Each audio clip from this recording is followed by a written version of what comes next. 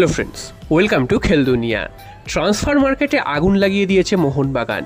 এক রাত্রির মধ্যেই সমস্ত হিসাব কিন্তু ওলটপালট করে দিয়েছে মোহনবাগান। আপুইয়া, যাকে কিন্তু একেবারে হিসেবের বাইরে রাখা হয়েছিল, অর্থাৎ অন্য ক্লাবে চলে যেতে পারেন বা আপুইয়া মুম্বাইতেই থেকে যেতে পারেন, সেই হিসাব এক রাত্রিরেই বদলে দিয়েছে মোহনবাগান। আপুইয়াকে কিন্তু কনফার্ম করে নিয়েছে মোহনবাগান এবং সই হওয়া কিন্তু শুধু সময়ের অপেক্ষা, তেমনটাই জানিয়েছেন মার্কাস মার্গুলো।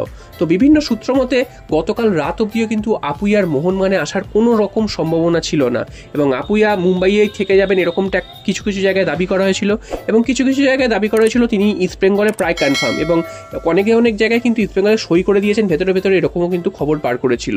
তবে সেসব সমস্ত হিসাব উল্টে দিয়েছে মোহনবাগান এবং মোহনবাগান যখন যে প্লেয়ারকে চায় সেই প্লেয়ারকে তারা কিন্তু ইজিলি নিয়ে নেয়। সেটাই কিন্তু সেই প্রাচীন প্রবাদ, সেটাই কিন্তু সত্যি হয়েছে। মোহনবাগান কিন্তু আপুইয়াকে কনফার্ম করে নিয়েছে, যে কোনো সময় কিন্তু সই করে নেবে মোহনবাগান এবং তার মেডিকেল টেস্টটাও করে নেবে।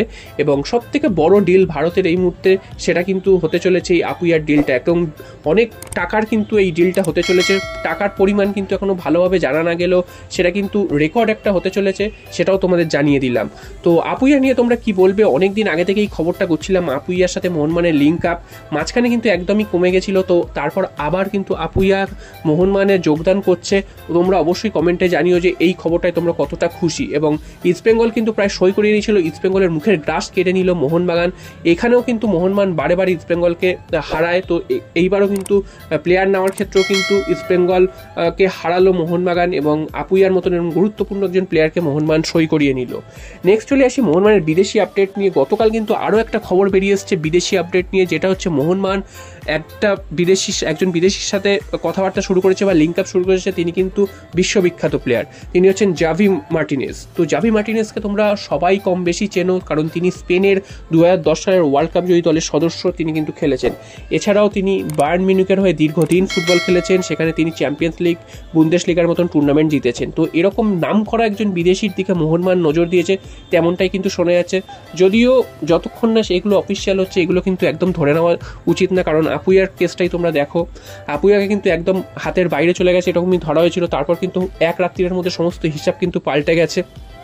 তো সেরকম যখন তখন কিন্তু যে কোনো হিসাব পাল্টে যায় এবং গতকাল রাত্রিও কেউ ভাবেনি যে এটা হতে পারে, আজকের কিন্তু সেটাই সম্ভব হয়ে গেছে। তো সেই রকমই এই বিদেশিটার দিকেও মোহনবাগান নজর দিয়েছে, মানে এই যে বিদেশিটাকে মোহনবাগান সই করিয়ে নিয়েছে বা নিয়ে নিয়েছে তেমনটা কিন্তু নয়। তো মোহনবাগান এই বিদেশিটার সাথে লিঙ্ক আপ হয়েছে, সেটাই তোমাদের জানালাম।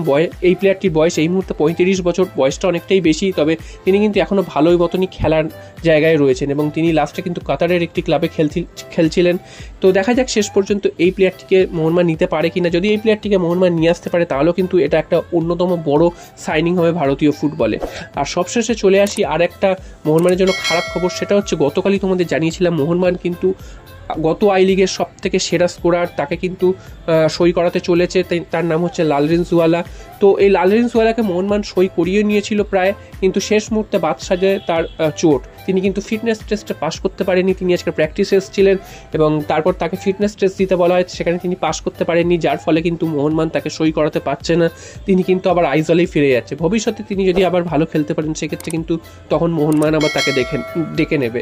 তো এই মুহূর্তে কিন্তু এই প্লেয়ারটিকে মোহনবাগান সই করাতে পারছে না। গতকাল কিন্তু জানানো হয়েছিল যে মোহনবাগানে এই প্লেয়ারটি সই করছেন, তবে মেডিকেল টেস্টে তিনি পাস না করতে পারার জন্য তাকে কিন্তু মোহনবাগান সই করা